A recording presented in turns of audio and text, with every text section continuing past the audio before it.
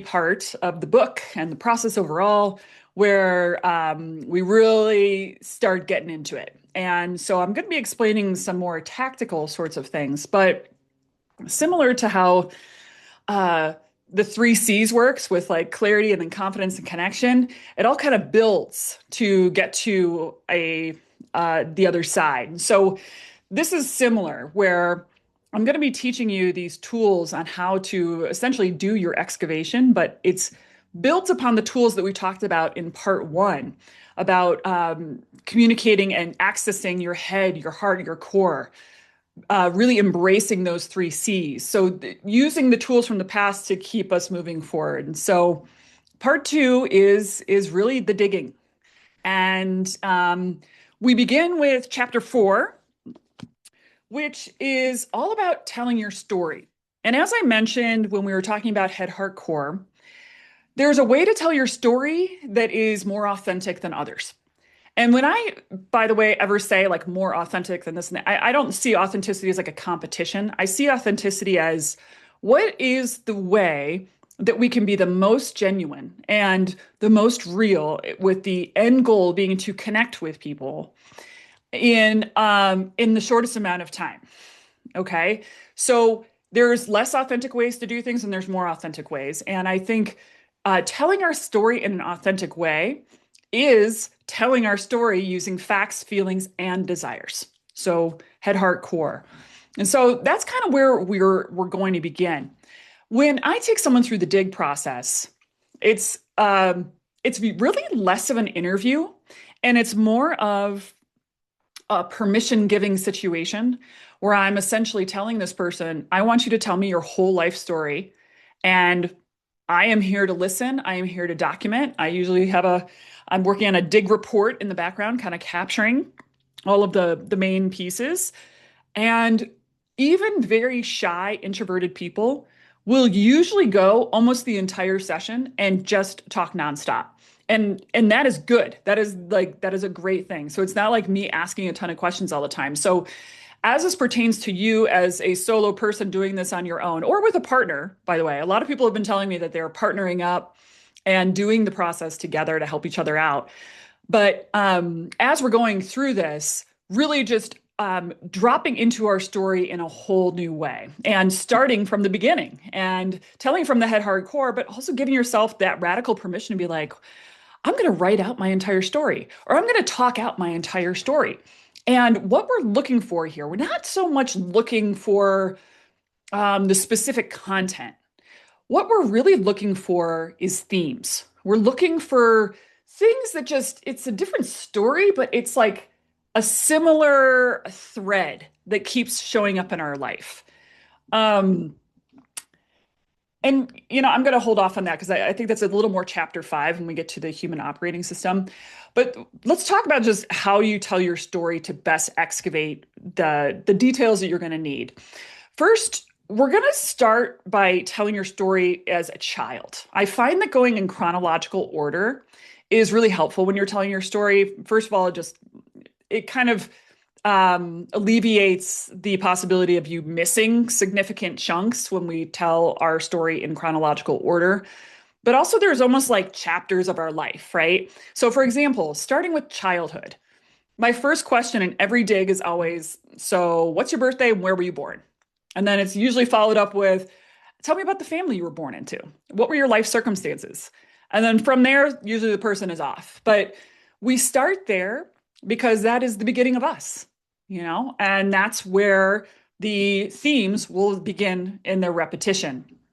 And the interesting thing about digging people for a living is that I get just to see how you as a 5-year-old, in a lot of ways, yes, we change, yes, we evolve, yes, we grow, but it's like still the same person. It's like the things that frustrated the 5-year-old or made the 5-year-old sad are usually what makes the 45-year-old frustrated and sad. It's really interesting and cool. And I personally find there to be a lot of relief almost in the fact that we're on this kind of like lifetime journey to remember ourselves, to discover ourselves, that it's not, this might be a controversial statement, but like, we don't change as much as we think we do. We just don't. And I have enough data to support that, that I can say that pretty confidently because it's like we evolve, we grow, and I think that's different than change. But we are actually quite consistent as human beings throughout our entire lives, and Diggs will show you this. But so we're going to start with childhood. Then I recommend moving to young adulthood. And so capturing things like high school, college, what did you do after college? Did you go to college or did you take a different path? But just those, I would say those like 20 something years are really pivotal because when you're in the 20 something years, you have more choices. It's not just like where you happen to grow up or the family you're born into. You have a bit more agency for most people.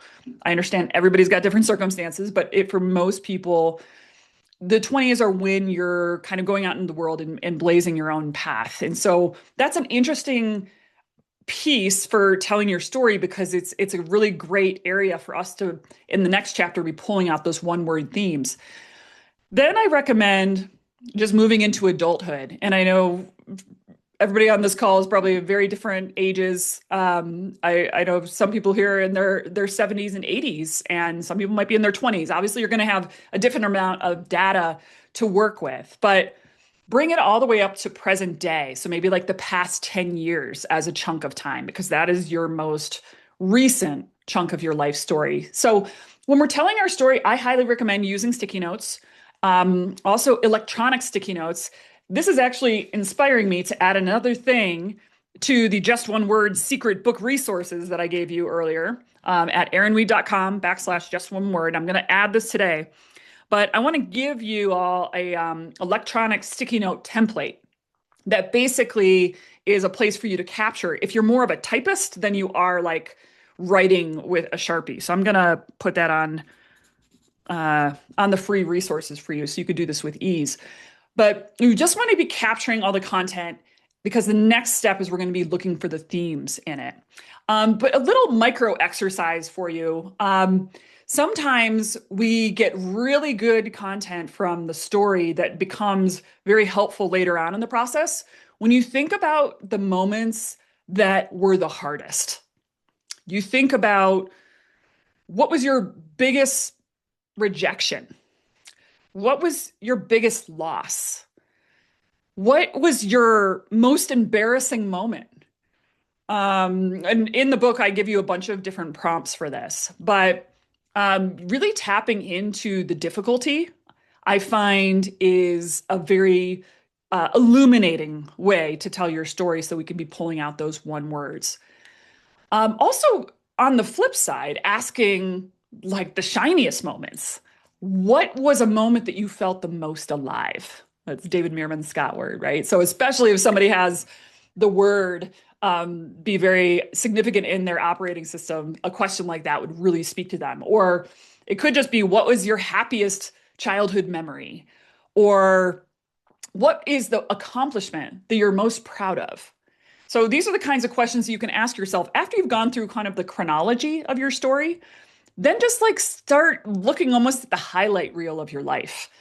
And your answers to some of these questions, don't be surprised if they surprise you a little. Because sometimes people tell me during dig sessions that they're like, wow, I can't believe like that just came out of my mouth. I can't believe like that was the answer to the question that you asked. And I believe that that is a good sign because it means that you're answering more from a place of like resonance than you are from rehearsal. So I would just encourage you as you go through this process in excavating your story to not overly judge it. Just let it flow. You can always chuck it later. That's the beauty of a sticky note. You can just crumple it up and throw it over your shoulder. Okay? So telling our story is really the basis of the dig process. And when I do this on sticky notes, I try to not do more than 5 words on a sticky note. And the reason for that is because it's really not intended to document your story. It's intended to trigger you into that piece of your story for a little bit later on when we're looking for the themes. So just write it down in a few words, and I highly recommend you put it on, like I'm in my office right now, so I have a bunch of glass around me.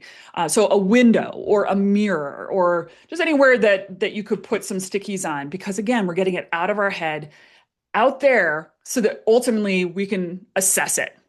So after you go through your whole story, you're just going to want to maybe sit with it after it and just be like, okay, Am I missing anything? Is there any other significant themes that I want to make sure I document on that wall? And then once you get to a point where it feels complete, walk away. So, chapter 5 is all about your human operating system. Now, you really can't do chapter 5 without chapter 4. So, again, it is all about building on the previous chapter and the previous step. So, chapter 5 is figuring out the one word themes within your story. So when you're sitting back and you're looking at all your sticky notes on your window, or you're looking at your electronic sticky notes in the file that I'm going to give you, you just kind of have to zoom out a little bit. And this is where it could be helpful to have a friend who's doing this with you or somebody who knows you. But sometimes you don't need that though, because like sometimes it actually can work against me if I know somebody. It's like harder for me to dig them because I'm seeing them through the filter of what I've experienced versus just like witnessing them for what is here. But we want to just look at our story and find the one word themes that are popping up. That's the goal. So if somebody was looking at their life story, and let's say I have a client who spent a lot of time in the Peace Corps, doing different roles in different places, and that is a very adventurous life, right? That is not one of comfort and consistency and predictability. That is one of freedom and exploration. And so we're looking for those kinds of words. And when we're extracting the word that best describes really the frequency of that part of our story. So let's just take that person in the Peace Corps. Let's say, let's just pick a word. What do you think the frequency of someone who does service work all over the world could be, right? Let's just go with serve, okay? What we're going to go for when it comes to this part of the process is we're looking for the most root version of a word that essentially captures the whole feeling of it. So when I am talking about a person who's been in the Peace Corps a lot, and then we zoom out of that being the story, and we go to the one word frequency of what was behind that, you can really feel into the word serve, can't you? It's like, it's a feeling. It's either to be served or to serve others. There's a feeling in it. Now, if we were to like completely shift gears and I was just to throw a different frequency word at you, let's say integrity. Integrity has a very different feel to serve. It's not better, it's not worse, it's just different. It's about being in alignment with oneself and acting accordingly that is morally, ethically correct, right? Being in integrity. So that's a different frequency, and it almost feels different in the body and in the mind when you think about that one word frequency. And this, by the way, if this concept is hard for you, I want to validate you because I think we're very accustomed to thinking in terms of words as descriptors or words as like branding. But I see words as a feeling. I see words as energy. And so if this is feeling tricky for you, it's because we're thinking of words in a whole different way than we've all been taught in school. For those of you who this isn't feeling difficult, you're probably someone who is versed in intuition and energy and operating outside of just the mental constructs, right?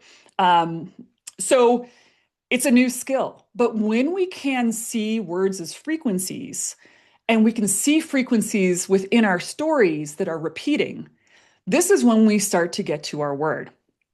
And one of my biggest like concerns when I was writing the book, and the publishers actually wanted to change the title, that it was originally going to be called The Dig. And the publishers wanted to shift it to just one word. And I was fine with it because first of all, they're professionals and I trust them. And we have a great relationship. But I also had a little hesitancy just because I was like, I don't want to minimize the power of one word, you know? And so even a word like just in front of it, I like it from a simplicity standpoint, but this is so much more than a word, as you might be picking up on. This is your vibe. This is how you flow through life. This is where you succeed. This is where you struggle. This is where you get pissed off. And it's also where you feel deeply fulfilled. It's all almost like a prism with light that goes through this prism, shining in different sorts of ways through your life. But the prism is consistent. It's just how it appears might be different in different aspects of your story. So, what we're going to be doing in this chapter is you're really just going to be sitting with your story and picking out all the one word frequencies that hop out at you. And if you want to be super like sticky note dorky like me, you can get different color sticky notes for different parts of the process so that you have maybe a color of sticky notes that's just for the story content. And then maybe you pick a different color just for these truth words that we're looking for. The next thing we're going to do once we get these truth words is that now we're going to see how they all play together. Every person has something that I call an operating system, a human operating system. This is just like how you tick. This is completely custom. And over 1,000 digs I've done, of course, there is going to be repeat dig words, but I have never had someone's operating system be a duplicate of anybody else's. I don't think it's possible. I really believe that this is not even like a special snowflake sort of claim. This is like factual data that everybody is so ridiculously special and unique, and we need you all. And I've seen the data on this because operating systems are just never the same. And an operating system is 10 words or less. So it has to be pretty succinct. So you might have, after looking at your story, you might have 20 of these one word themes pop out. Okay, that's okay. Part of the dig process is the letting go, the shedding of the words that don't make it to the final cut. But what we're trying to do is we're trying to create a system here of how these words all dance together. And then the next chapter is going to be all about figuring out like, okay, if an operating system is almost like the sports team of your life, it's just how you tick. It's like the steps of what's going on. There's got to be a captain of the sports team if there's going to be any leadership whatsoever. And that's your dig word. So before we get your dig word, we need to get your operating system because your dig word will be in your operating system somewhere. All right. The operating system can look a lot of different ways. Sometimes an operating system is a circle. It's like a cycle. In fact, one of my guests that I'm going to have on in just a few minutes has a cycle like that, and she can talk about that. For some people, it's like a math equation. For some people, it's an arrow that points up. For some people, it's a tree. Okay. Mine looks like a V.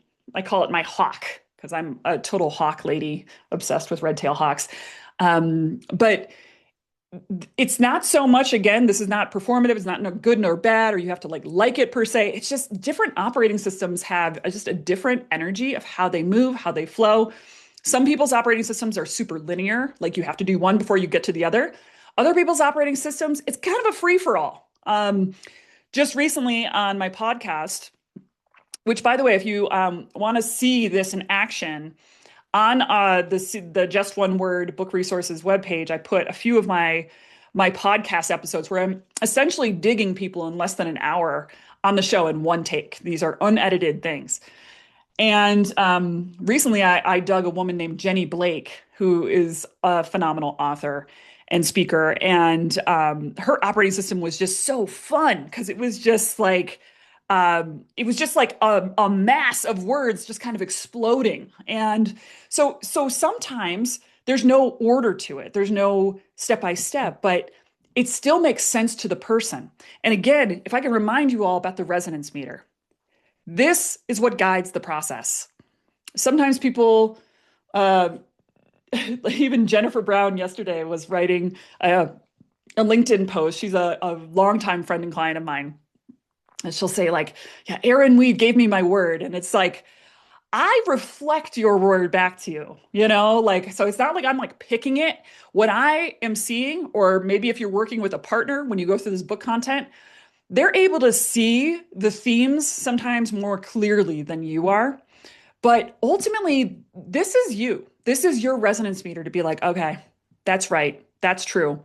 And by the way, you might not like these words that pop up. They actually might be super triggering for you.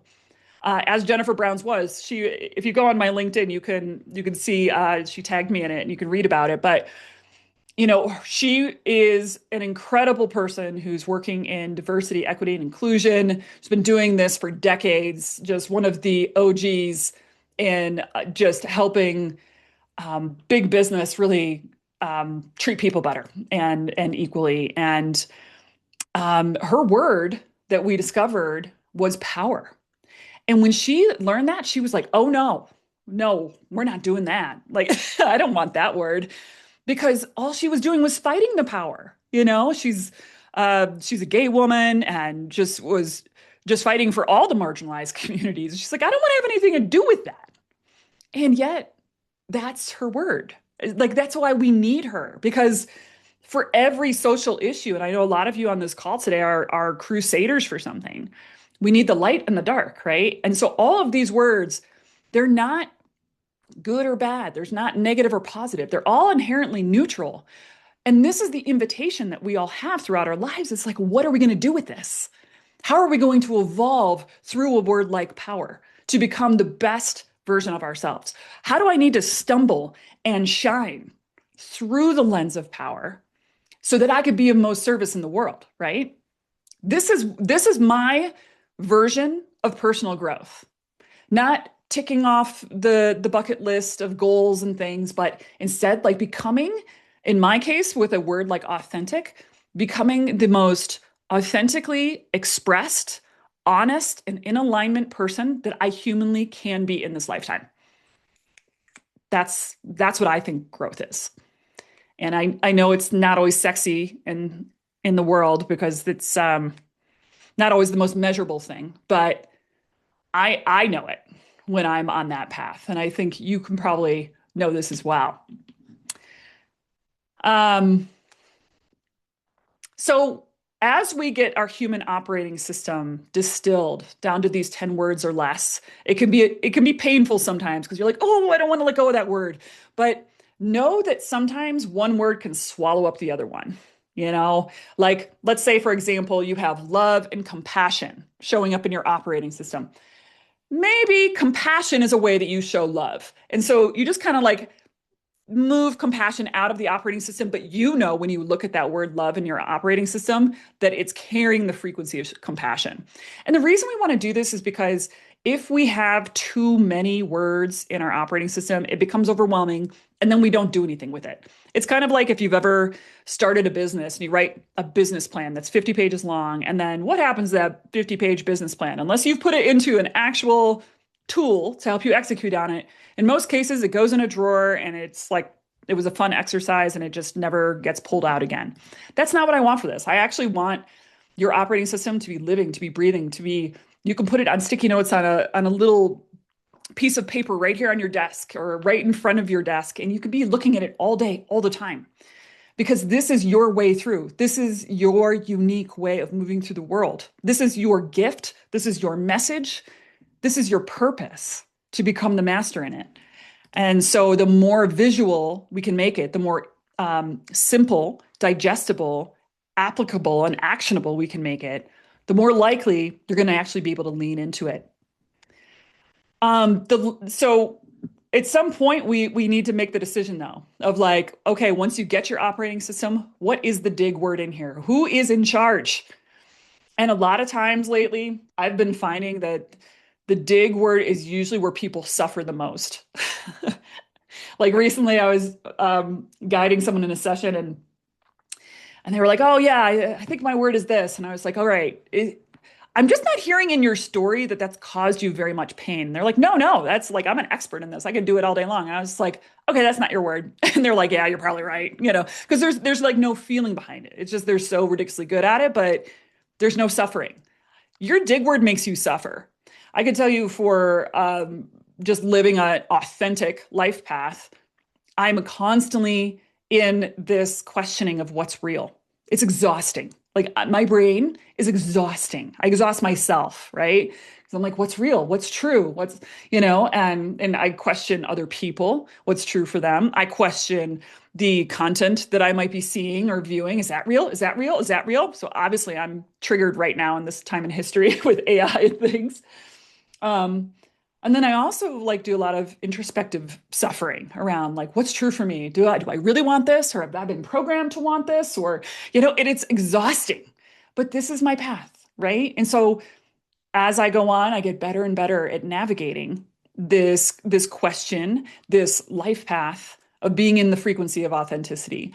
And one of the ways that I grow is I teach other people about how to do this because no one, well, unless you have also the word authentic, has spent more time thinking about this and suffering about it than I have. And you all have your own word that you think about and you suffer with. And that makes you such a great teacher too. So, but at some point we have to make the decision who's in charge. And again, we use our resonance meter for this. We decide, okay, all these words in my operating system are super important, but the one who's calling the shots here is blank. For me, the core of my operating system is frequency, authentic, express. And so I had to kind of debate between, okay, is expression in charge? Like I'm a speaker coach and then, I like writing, I like speaking, blah, blah, blah. They're just like, okay, well, I do expression, but I don't really struggle with it very much. What I've struggled with is like the whole theme around authenticity. And so we just need to look at each of the words inside of our operating system to get to that point. One of the ways that I sometimes access this, we're now at chapter 7 here, write your manifesto. One of the ways is writing. A lot of times when I'm doing dig sessions on someone, it's more talking, right? Or if you, as you are going through the content in this book, maybe you talk the content out loud. When you write, even if you don't like writing or you don't feel like you're good at writing, it's bringing a different expression of your truth out. Most people don't write the exact same as they would speak something. It's just different. And so I like doing, if you're speaking out this exercise, to then switch to writing, to write a little bit of a manifesto. Or on the flip side, if you've been writing all of this out, maybe you speak out a manifesto. And the way that I talk about manifestos, there's so many different ways to do it. I mean, essentially, you're just claiming what's true for you, right? But I find that the easiest way to write a manifesto is something called I believe. And when you start getting those words, those one word themes that keep coming up, and you have them in some kind of a shape that is starting to look like your operating system, writing, I believe, and about that word. So for me, if I was to start at the bottom of the V of my operating system, I believe about frequency. I believe everyone has a frequency. I believe words have frequency. I believe that we need to lean into our frequencies more so that we can know who we truly are. Da, da, da, da, da. And it doesn't have to be long. It could be 3 or 4 sentences for each word. And what you're going to find is that in the writing process, you're going to start seeing a different lens of truth to emerge. And it's going to just be another helpful way for you to start identifying what are these key words and ultimately final dig word that makes up who you are. So feel free to put any questions in the Q&A area. This is probably the trickiest part to explain without like experiencing, which is why I wanted to do the podcast. Which, by the way, if you want to see all my podcast episodes, you could just search me up on YouTube. I have a whole channel. I think I have like 8 or 9 episodes right now of people that I've just been digging. David Meerman Scott is one of them. And so you can kind of see it in action. You can see me actually doing it with people. And you can see how everybody ended up with a different word so far. Everybody has wildly different life stories, backgrounds, ages. Everything's very different. And yet, consistently within an hour, we've been able to pretty much get clear on what their operating system is and what their one word is, which is super fun. So we're now at 30 after, and I want to bring on some friends here. I'm bringing on Jamie Shapiro and Sallie Greenberg, and I want to talk about them real quick. Hi, Jamie. Okay, so I've been very intentional about who I've been inviting to join me for today's One Word Summit and why. And these two beautiful people, Sally, I met many years ago and did a dig, was coming into a crossroads of her career, was formerly working in academia and was just in the whole transition to the point that she had a countdown to retirement like years in advance. You could ask her any day and she would know how many days were left. And I thought that was pretty cool. And then Sally ultimately ended up becoming one of our Dig facilitators, which I have not run that program in a while. If anybody's interested in facilitating this process with clients, we may do that again. Feel free to send me a note or just an email at hello@erinweed.com if you're ever interested in those kinds of programs. But I've only done it once with 13 people, and Sally was one of those OGs. So hoping we can talk a little bit about the process. And Jamie Shapiro is a newer friend and client of mine who is an organizational psychologist. And I'm actually curious, like some of your thoughts on how does words work like this when we know purpose, like in organizational kind of settings and teams and things like that. But not only did Jamie go through the dig process, I'll let them both share their words, but she also just recently went through the speaker accelerator program, which I run twice a year to basically take this whole process. And then everybody comes to my house for a week, and by Friday everyone's actually delivering their talk that's based on their operating system on film, and you walk away with that video. And so that was an experiment too, and you did it beautifully. So anyway, welcome, Jamie and Sally. Thank you. So excited. It's so cool. Yeah, it's fun. It's fun. And also, I should say, Jamie just had a book come out last week. So do you have a copy of yours? You can hold it up. Oh, it's behind me. How's that? Okay. Okay, great. Yes, called Connected Culture. So look that up on Amazon or wherever you buy books. But yeah, maybe we could do some self intros. Sally, do you want to do a little quick self intro?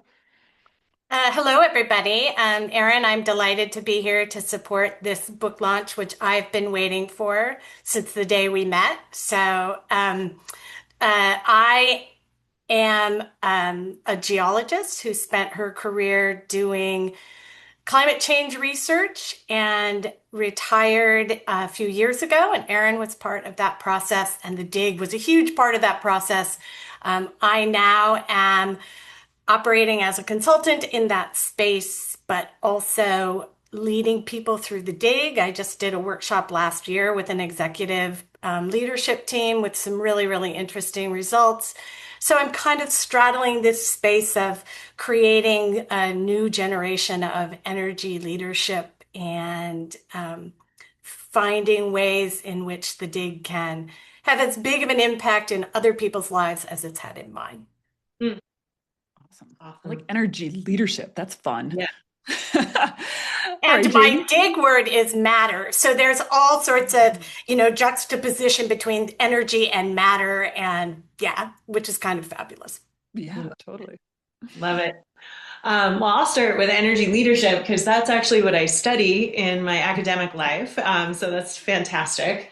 I absolutely was transformed by the work in this book and by Erin, and I knew that I needed to go into the world differently with the release of the second book of mine, and wanted to go into the world more grounded and with a deeper understanding of who I was at the core. And the dig process just made that possible for me. It got me so clear. My word is omni-connect. My work is all around connection to self, connection to others, and connection to something greater. So we went with omni-connect because it was bigger than just the word connection. And for me, it's just made getting out there and sharing my message so much more clear when it comes from a place of groundedness that you helped me find through this process, Erin. Yeah. What do you all feel about how I just explained the whole process? It's the trickiest part. I think, especially Sally, you've done extensive training with me on us, like really learning how to dig, right? Like, can you share with us any insights you've had now that you're a few years into actually doing it? So, of course, I listened very carefully because I was like, there's going to be a nugget in here. There's always some Erin Weedism that I need to reflect back to people. The one that I use the most is that the dig is here to help us reconnect with our purpose. And that's what we're here to learn and what we're here to teach. So that's the one. There are many things that you have said to me over the years that, are now part of my own process. I think what you described is really the way in which I still am true to the form of the dig. There are times and certain clients, I laughed when you said, it's not really an interview. I just had a client where it was an interview and I was like pulling the information from this person, which I have never had happen before. But, you have to kind of go with what is happening in the moment and what that person needs. And so I too am incredibly curious about the results of people doing their own digs and partnering up with people and what the potential for that is. I take more than 1 hour. I certainly can't do what you can do with your magical wisdom and ability to get people there fast. But having gone through the dig myself, having a PhD in the social sciences, which is all about themes and pulling out patterns and connections. So all of it for me really flows in terms of what you just said, what I am sure is written in the book, which I am really, really excited to read, and how it plays out. The other part for me is that I'm the person who has the cycle that Erin was talking about, which is, I actually have a picture, an image, artwork, which I had commissioned by an artist friend of mine. But it's essentially, not surprisingly, similar to the scientific method. And, which is sort of humorous, but it also is, about digging through all of the information that we have in the world, sorting things, looking for connections, strategizing based on what those connections are, and then all in the service of some sort of change. And so the dig for me is the ultimate tool with other people. So it's very, very natural for me, but I also like to declutter. Give me a messy room and I am as happy as a clam. So it plays out in all of these very, very synchronous and funny kind of ways in my life. And what you are putting out into the world now with the book is amazing to see where it goes with I won't say an unfacilitated process, but you don't have the dig, you don't have necessarily the person there helping you along. And so we'll see whether or not how that goes. And it's super exciting. Yeah. For Yeah. people who have their books in front of them, I just noticed on page 133, we put your operating system in the book. You So did. you can actually see it. It's at the bottom of page 133. The I'm word. gonna I'm gonna flash this up. This is what it looks like. There you go. There you go. That's You so. also put my manifesto in the book That's because right. I like an image. So she has the words, but this Yep. is what it looks like. And this is where I think it gets really powerful, right? Is when you have these things in your life that are concrete that you can look back on and you know exactly what it means. And for Mhm. me, that grounding question of what kind of old lady do you want to be, which is all about what matters, right? And so it's like, are you doing today what 80-year-old Sally is going to want? And that is the way that I automatically connect back to that, to the operating system and to my dig word. Yeah. Thank you. And thank you for letting me share so much of your stuff. Um, My honor, Erin. Jamie, how has your word been showing up in your work? Because I mean, you are, I'm just gonna like brag on you for a second here. I mean, James Shapiro is basically like rock star organizational psychologist in the corporate world. Like it's like the biggest companies that you've ever heard of. And not only is she an organizational psychologist, but she is the CEO coach. So she is advising the people who are running the biggest companies in the world. And a word like omni-connect, like which I Yeah. love, by the way, when we make up words. And I do want to just say, if you're finding that there is just no word to really capture your word, make that damn thing up. Because I don't know if omni-connect's a real word. I don't know. Matter. It's for you. Yeah. Well, I'll say two things. One, the process itself. When we got to that word OmniConnect, and it was like, oh my gosh, everything I've been doing in my life, my company is called Connected EC. My new book is called Connected Culture. And you're like, oh my gosh, yes. But it was so much deeper than that because I realized everything I'd been doing, whether it was in my practice, my research life, was about connecting. It was about connecting to self and each other and something greater. And when we got to that word, it's like that word had just been floating all through my life. But there was something truly, what you said, Sally, magical about the process of like getting to that word and claiming that word and then feeling what it feels like every time I'm talking to anyone, whether it's the media or on stage or a client, and just feeling the resonance of that. The feeling is just so powerful. Um, so that has been, it's just really, really helped me in, claiming myself.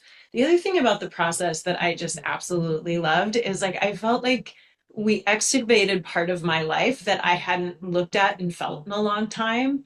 And that was part of my journey as well, is like there were places in my life I had lost connection to, that when we went through this process, I was like, oh, hey girl, how are you? Like I haven't seen you since like we were 16 or 15 or even 8. And like that was really part of, I think, the magic of this process as well, is like you rediscover yourself along the way as you discover that word that anchors you. I don't remember the beginning of the question, but that I wanted to talk about. What was the second question you asked me? How's it Oh, in who knows? It's gone. very little sleep at this. Yeah. Yeah. What has been the hardest part for you both I mean, you're both PhDs, you're both like incredibly talented, successful, like self-aware individuals. Like, are there ever just like prickly moments or Yeah. Indeed. I think what you just said, Erin, when I just wrote it down, is that your dig word also, it's not all sunshine and roses, right? And this idea that there is pain and trigger and a shadow side and all of that. My dig word is matter. So I ask myself a lot of questions, a lot of the time, like, how do I matter? Do I matter? What matters? And it's a lot when you're sorting through all of the things, all of the inputs that are coming at us all the time. And what do you want to, or what do I want to put into the world? I think that um, realization that it's not all always positive, or that the connection runs so deep that you spend a lot of your time in that space. It has been challenging for me. Sometimes it's going really well. When it's not, that's where it gets challenging. It's like, oh, this doesn't feel good. And but still having to stay in that place because that is a signal that something matters. Mhm. Great. Powerful. Yeah, I think there's always prickly moments in ourselves when you talk about authenticity and like how we can be more connected to ourselves. Because I work in the corporate world a lot, I think one of the prickliest parts of being yourself in a corporate environment is figuring out where those lines are, right? Mm. How much of yourself can you claim and own, and where can we be truly authentic in our core values and our principles and who we are in our essence, and also recognize the system that we're operating in. And I think that's hard for me sometimes, is that I want to be most connected to myself. My clients want to be most connected to themselves, but you don't always get the permission to do that in some of these environments. And being able to feel that nuance and understand some of the contradictions and the paradoxes that come with being in leadership, that can get really hard. And then I'd say the other prickly thing for me in this moment, in something that I don't know that everybody thinks about a lot, is like when you put yourself out there completely, writing a book, putting yourself out on a stage, showing up as your full self, it's really vulnerable. And it takes a lot of courage. And sometimes we don't talk about that enough. And I think these are the moments that matter the most, Sallie, and also are sometimes the hardest. Yeah. Final question. What would you both have to offer somebody who's, as far as pointers or advice or guidance or encouragement to someone who's coming into this content for the first time? They're in part two, they need to do the whole excavation. What would you offer them both as someone who's been through it? I'll share, Erin, when we were going through it together, I was like, can I say that out loud? Like, can I actually tell you that? Like, that's so weird. And I kept feeling that because I'm obviously an odd person, and I was just like, oh my gosh, I can't say like that whole part of myself. Um, that's the most beautiful parts of ourselves, right? The parts that we probably don't share as much. So be willing to look at all of those parts of yourself, even the ones you might have locked away for a long time. Mm, thank you.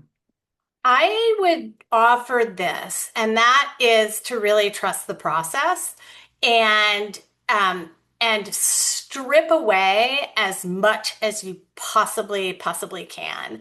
I don't know if you remember this, Erin, but when we did the first part of mine, we had like, I don't know, 15 words in my operating system, and and actually in multiple opportunities because of the speaker mastermind and a bunch of other things. It went from, sort of 10 to about 5 at this point.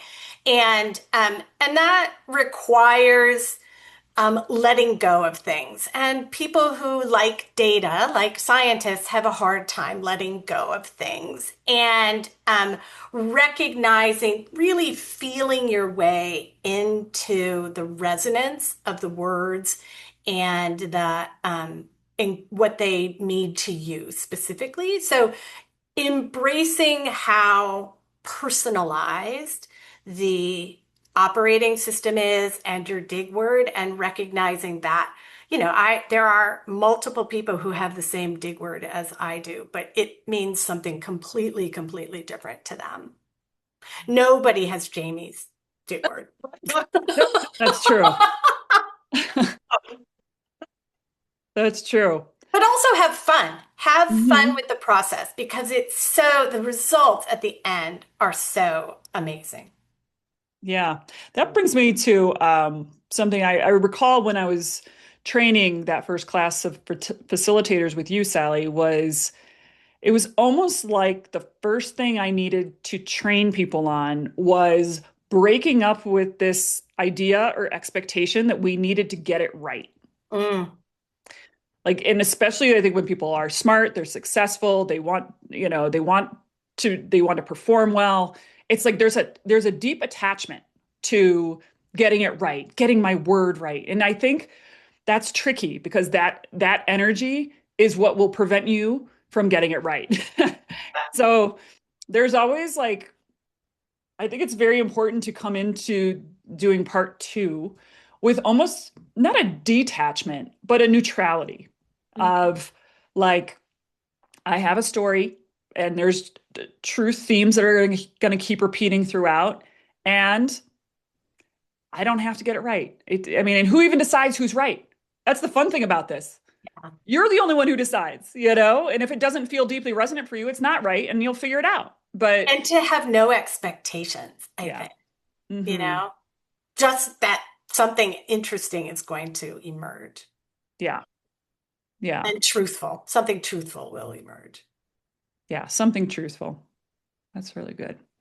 Well, I want to thank both of you for joining me here today, Jamie and Sallie. It's just been such an honor to dig you and to call you friends and colleagues and just to see all the cool stuff you're doing out in the world. I did just want to give you both just an opportunity to share anything you're working on, a website that people can find you or anything like that. Go ahead, Sallie. Yeah, you can find me at thesallieg.com. That is a website in transition, but I'm doing a lot of work with individuals. I'm super interested in pivots, transitions, and what it looks like to consciously and creatively close our careers. Like, what does it look like when we actually stop working, which I don't think we're very good at as Americans. And also working with leadership teams and groups of people I just completed a group dig, and I just wanted to read you this quote. The impact of sharing our digs with each other did more for us in one day than other attempted efforts over months. The recognition that we are very similar in our intent helps it contextualize gaps, and there really aren't that big. So the ability to have that kind of impact in a single day by doing digs with 8 different people. So that's the sort of thing that I am working on these days. That's cool. Thanks for sharing. Jamie. And you can find me at connectedec.com, or I'm also super active on LinkedIn. Awesome. And get the book, Connected Culture. Thank you. Awesome. Well, thank you both. We're all going to take a break, and I will see you all back here at the top of the hour.